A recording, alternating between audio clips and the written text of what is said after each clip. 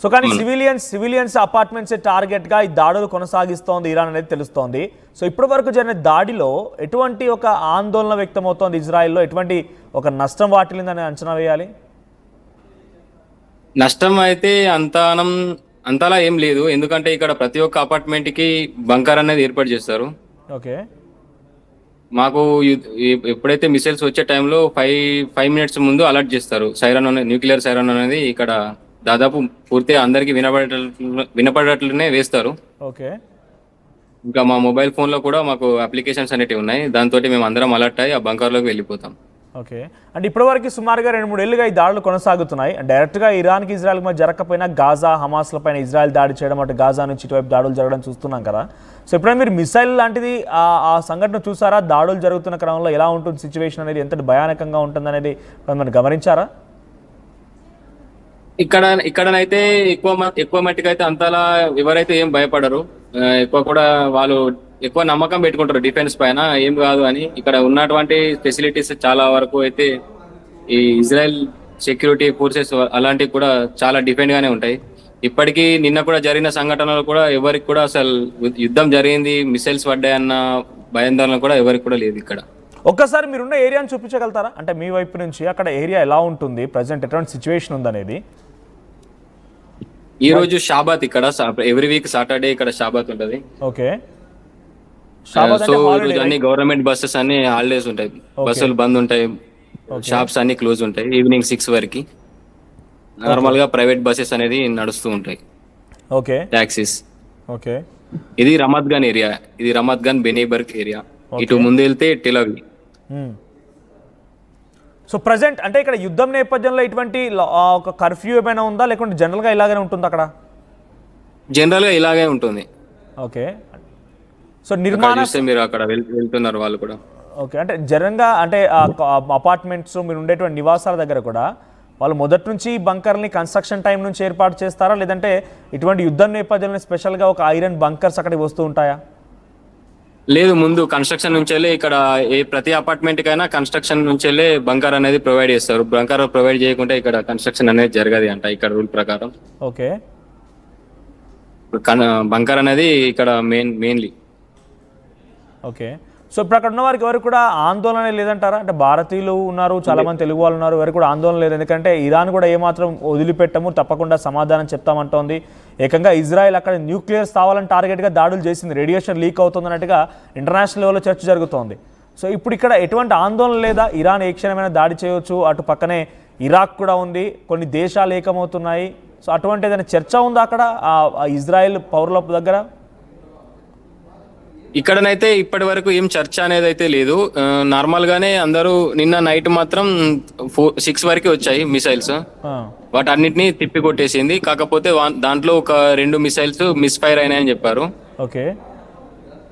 Iron room అనేది వాటిని గాల్లో పేల్చేసింది. ఆ పేల్చేసిన తుకడాలు అనేటి కొన్ని టెలవిలో కొన్ని బిల్డింగ్స్ పైన వాడి కొంచెం నష్టం వాటిల్లిందని చెప్పారు. మీ దగ్గర ఉన్న దాని ప్రాంతాల్లో ఏమైనా నష్టం వాటిల్లిందా? అంటే మీరున్న ఏరియాస్లో ఆ మిసైల్ లాంటి కనిపించడం కానీ? మేమున్న ఏరియాలో ఎలాంటి నష్టం పాటించలేదు, ఎలాంటి మిసైల్స్ కూడా రాలేదు. కాకపోతే మాకు ఇక్కడ గాల్లో నైట్ లో చూసాము. ఓకే. ఎయిర్ లో ఏర్పడ్డాయి. సో ఎట్లా ఉంటుంటే అంటే ఫైర్ నిప్పులు కక్కుతూ వస్తూ ఉంటాయి ఆ మిసైల్స్ అన్ని కూడా? మనం కింద నార్మల్ గా 12 షాట్ అనేటి బాంబ్స్ పెడతాం కదండి కింద. ఓకే.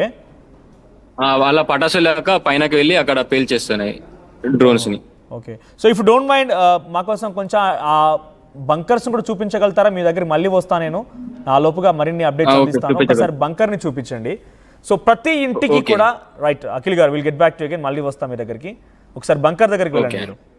సో బంకర్ దగ్గర సిచ్యువేషన్ ఎలా ఉంటుంది, అసలు బంకర్లో ఏముంటాయి? సో బంకర్ అనగానే బంకర్లో ఎలాంటి సిచ్యువేషన్ ఉంటుంది అనేది మాత్రం చూద్దాం ఒకసారి. ఎందుకంటే ఇజ్రాయెల్లో ప్రతి నివాసం దగ్గర కూడా ముందుగా బంకర్ ఏర్పాటు చేసుకుంటే దానికి పర్మిషన్. సో బంకర్ తప్పనిసరిగా ఉండాల్సిందే. సో ఈ బంకర్లో ఏముంటుందని తెలియదు, ఇంకా కేవలం బంకర్ అని చెప్తూ ఉంటాం. కానీ ఆ బంకర్లో నిజంగానే ఒక భీకరమైనటువంటి దాడి జరుగుతోంది. మిసైల్ వచ్చి ఒక బిల్డింగ్ పై పడిపోయింది. మరి ఆ బంకర్కి అంత శక్తి ఉంటుందా? ఆ నివాసాన్ని మొత్తాన్ని, ఆ శిథిలాలని తట్టుకొని అక్కడ ఆల్రెడీ ఉన్నటువంటి ప్రజల్ని కాపాడగలిగినటువంటి స్థైర్యం ఉంటుందా? ఇందాక ఇంట్రెస్టింగ్గా అఖిల్ మాట్లాడుతూ మనకు విషయం చెప్పుకొచ్చాడు. రెడ్ అలర్ట్ అనేటువంటి ఒక అప్లికేషన్ ఉంటుందట ఇజ్రాయెల్లో.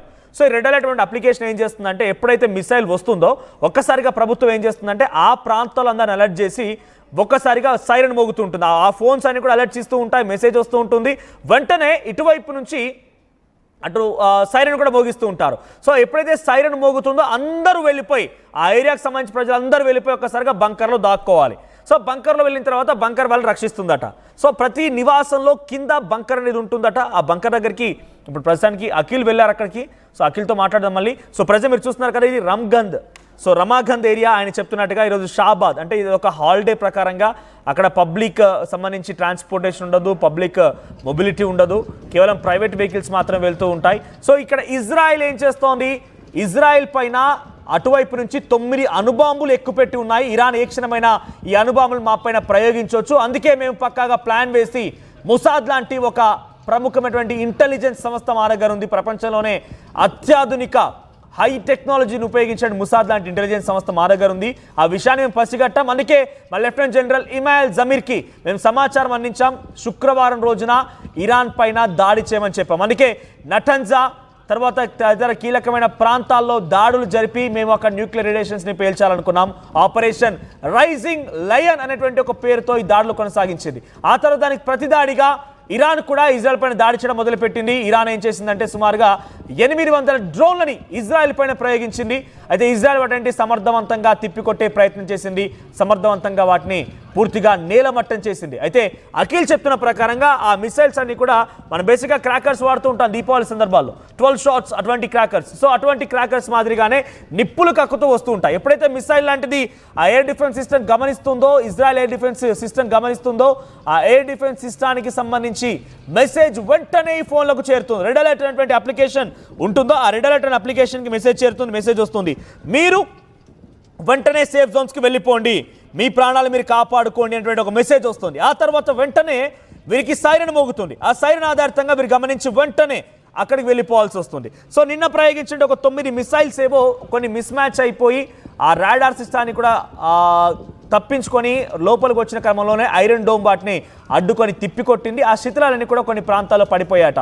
సివిలియన్సే టార్గెట్గా ఇరాన్ దాడి చేస్తోంది. ఇరాన్ పెద్ద ఎత్తున సివిలియన్ టార్గెట్స్గా దాడులు కొనసాగిస్తుంది. ఇజ్రాయెల్ మాత్రం తమ దగ్గర నుంచి కేవలం ఎయిర్ బేసెస్లో మాత్రం దాడులు చేస్తున్నాం, న్యూక్లియర్ స్థావరాలు మాత్రమే దాడులు చేస్తున్నామని చెప్తున్నారు. ఎస్ అఖిల్ అందుబాటులోకి వచ్చారా పీసీఆర్?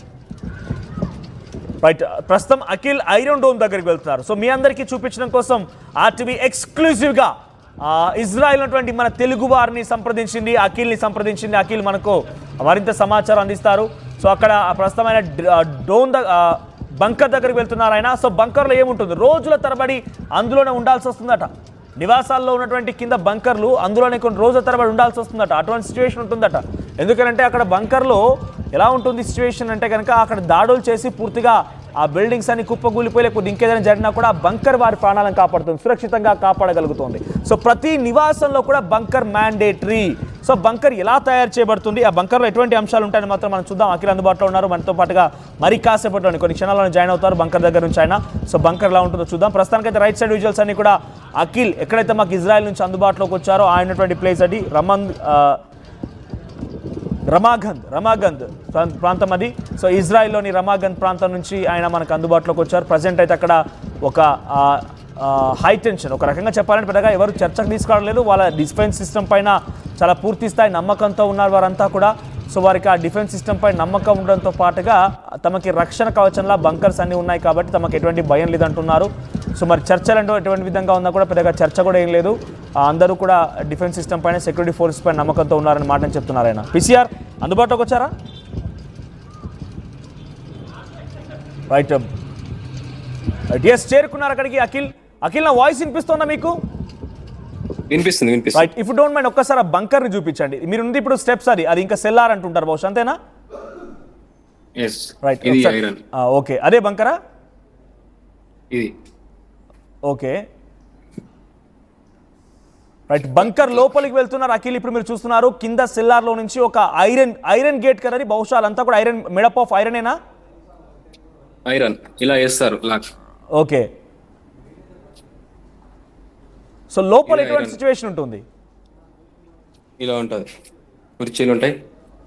ఓకే, ఇట్లా చైర్స్. ఓకే, స్ట్రాంగెస్ట్ రూమ్ అన్నట్లు. ఓకే, అదంతా కంప్లీట్ ఐరనేనా? Iron, complete iron. Okay, oxygen supply ఎలా వస్తుంది దాంట్లోకి? ఆక్సిజన్ సప్లై ఇలా పైన నుంచి వస్తూ ఉంటది, ఓకే దీంట్లో నుంచి వెళ్ళి చిన్నగా వస్తుంది. ఓకే. ఇట్లా ప్రతి ఒక్క దగ్గర మొత్తం ఐరన్ తోని ఫిల్ అయి ఉంటది. ఓకే కూర్చోనికి చైర్స్. ఓకే. సో అక్కడ తినడానికి ఒకవేళ భీకరమైన యుద్ధం కొనసాగింది, శిథిలాలు కూలిపోతుంది అనుకోండి, అక్కడ కూర్చున్న వారికి వాళ్ళకి ఉండడం కోసం ఫెసిలిటీస్ ఇంకేమైనా ఉంటాయి అంటే తినడానికి తిండి లాంటిది కానివ్వండి, మనం సమకూర్చుకోవాల్సింది అవన్నీ కూడా అక్కడ స్పేర్లో మనం స్టోర్ చేసుకోవాల్సింది అంతే?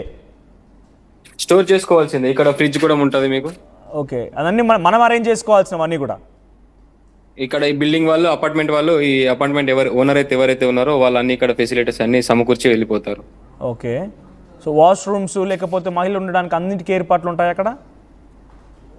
అన్నింటికి ఏర్పాటు ఉంటుంది. ఓకే. సో ఒక్కసారి అటు టచ్ చేసి చూస్తారా, అంటే సౌండ్ వినిపిస్తారా? ఐరన్ లేకపోతే చూడడానికి సిమెంట్ లా కనబడుతుంది, ఒకసారి వ్యూవర్స్ కూడా వినిపించాలి కాబట్టి. So completely made up of iron అంతా కూడా? మొత్తం ఐరన్. ఓకే. సో ప్రతి నివాసంలో ఇటువంటి ఒక ఐరన్ డోమ్ లాంటిది ఉంటుంది, రైట్? సారీ, బంకర్ ఉంటుంది. Bunker, yeah. ఇది మొత్తం ఐరన్. ఓకే. సో ప్రతి బిల్డింగ్లో ఇటువంటిది ఏర్పాటు చేస్తూ ఉంటారు? అవును. ఓకే. సో ప్రజెంట్ యుద్ధ నేపథ్యంలో ఇటువంటి వాటిని తరచుగా వాడుతూ ఉన్నారు. సో మీకు ఇన్ఫర్మేషన్ రావాలంటే మీరు సైరన్ లేదా మెసేజ్, రెడ్ అలర్ట్ అనేటువంటి యాప్ అంటున్నారు. సో మీకు మెసేజ్ ఎలా వస్తుంది, లేకపోతే సైరన్ ఎలా మోగుతుంది, ఎంత దూరం వరకు సైరన్ వినిపిస్తూ ఉంటాయి? సైరన్ ఇక్కడ ప్రతి ఒక్క ఈ ఏరియాలో దాదాపు ప్రతి ఒక్క బిల్డింగ్ పైన సైరన్ అనేది, ఇంకోటి రెడ్ లైట్ లాగా ఒక లైట్ అనేది అమరుస్తారు. ఒక్కసారి చూపించగలుగుతారా ఇఫ్ యూ డోంట్ మైండ్? మీరు పర్లేదు, ఇక ఫ్రంట్ క్యామ్ ఆన్ చేసుకోండి. ఇక్కడ ఉన్నది అపార్ట్మెంట్ పైన ఉంటది. Okay okay. ప్రతి ఒక్క పెద్ద అపార్ట్మెంట్ పైన ఉంటది. ఓకే. ఆ సైరన్ అనేది వచ్చినప్పుడు దాదాపు అందరికి కవర్ అయ్యేటట్లు ఉంటది. ఇప్పుడు మీరు చూస్తారు కదా, అక్కడ ఉంది కదా ఓకే బిల్డింగ్, ఓకే అపార్ట్మెంట్, దాని పైన ఉంటది. దాని పైన ఒకటి రెడ్ లైట్ ఉంటది. ఓకే. ఆ రెడ్ లైట్ విత్ అక్కడ ఒకటి సైరన్ ది అది ఉంటది. ఆ సైరన్ న్యూక్లియర్ సైరన్ వస్తుంది అక్కడ నుంచి ఈ ఏరియాలో. ఓకే, అక్కడ నుంచి అంటే ఏరియాకు కంట్రోల్ రూమ్ లాంటిది ఏదైనా ఉంటుందా? ఎమర్జెన్సీ సిచ్యువేషన్లో వాళ్ళని రెస్పాండ్ అవ్వాలంటే ఎలా? ఇప్పుడు ఒకవేళ సమయానికి ఐరన్ డోమ్ మనం లోపలికి వెళ్ళలేకపోయాం, బంకర్ లోపల వెళ్ళలేకపోయాం, హట్ అయ్యారనుకోండి, ఎమర్జెన్సీ సిచ్యువేషన్స్లో మనం ఎవరిని అప్రోచ్ అవ్వాలి? మెడికల్ అసిస్టెన్స్ ఎలా వస్తుంది? మెడికల్ అసిస్టెన్స్ అంటే నిన్న మట్టికి ఇక్కడ దాదాపు ప్రతి ఒక్క ఏరియాలో 4-5 అంబులెన్సెస్, ఒక 5-6 వెహికల్స్, పోలీస్ వాళ్ళ వెహికల్స్ ఇక్కడ దాదాపు ప్రతి ఒక్క ఏరియాలో పెట్టేశారు. ఓకే. తర్వాత ఏరియాకు 2 ఫైర్ ఇంజన్స్ పెట్టారు. ఓకే. ఏమైనా ఎమర్జెన్సీ ఉంటే కాల్ మన ఎమర్జెన్సీ టోల్ ఫ్రీ పెట్టేశారు. ఆ టోల్ ఫ్రీకి కాల్ చేయమని చెప్పారు. ఓకే. సో అంటే ఒకవేళ కనుక బంకర్లోకి చేరుకోలేని వాళ్ళు ఎవరైనా కనుక ఉండి ఆల్రెడీ స్ట్రక్ అయిపోయి ఇబ్బందుల పాలవలసి వస్తే వాళ్ళని కాపాడే కోసం ఎప్పటికప్పుడు వెంటనే అక్కడికి సేఫ్టీ సిబ్బంది చేరుకుంటారా? Security forces చేరుకుంటాయా? అవును, చేరుకుంటా. ఈ ఏరియాలో నిన్న మొత్తం ఇక్కడ పోలీస్ వాళ్ళు, అంబులెన్స్ వాళ్ళు మొత్తం ఇక్కడే ఉన్నారు, ఏమన్నా ఎమర్జెన్సీ అయితే వాళ్ళని పికప్ చేసుకోనికి. ఓకే. సో మీరుండే ప్లేస్లో ఇప్పుడు అక్కడ ఎటువంటి ఎమర్జెన్సీ అలర్ట్స్ ఉన్నాయి? అంటే ఒక ఎమర్జెన్సీ సిచ్యువేషన్ ఉంది, ఫ్లైట్స్ ఎగరడం లేదు, అంతా కూడా నిలిపివేశారు, సివిల్ ఏవియేషన్ క్లోజ్ చేశారు, పబ్లిక్ ట్రాన్స్పోర్టేషన్ క్లోజ్ చేశారు, క్రౌడీ ప్లేసెస్ ఉండకూడదని చెప్పి ఆదేశాలు జారీ చేశారని మనకు ఇక్కడ ఇన్ఫర్మేషన్ అందుతోంది యాజ్ పర్ గూగుల్ అవన్నీ కూడా మనం చూస్తుంటే. సో అక్కడ నిజంగా అటువంటి సిచ్యువేషన్ ఉందా? క్రౌడీ ప్లేసెస్ ఉండకూడదు అని చెప్తున్నారా? అలాంటి ప్లేస్ అనేది ఏం లేదు, కాకపోతే సేఫ్ గా ఉండండి, సైరన్ వచ్చినప్పుడు బంకర్స్ లోకి మాత్రం వెళ్ళండి అని రెడ్ అలర్ట్ అనేది జారీ చేస్తారు. పర్లేదు, మీరు ఫ్రంట్ క్యామ్ ఆన్ చేసుకోండి, పర్వాలేదు, మీతో మాట్లాడతాను నేను ఇంకా. సో ప్రజెంట్ ఇరాన్ ఆ వార్నింగ్స్ని ఇజ్రాయెల్ ఎలా తీసుకుంటుంది, ఎలా చూడాలి అంటే ఇప్పట్లో ఈ యుద్ధం ముగిసే అవకాశం ఏదైనా కనబడుతోందా?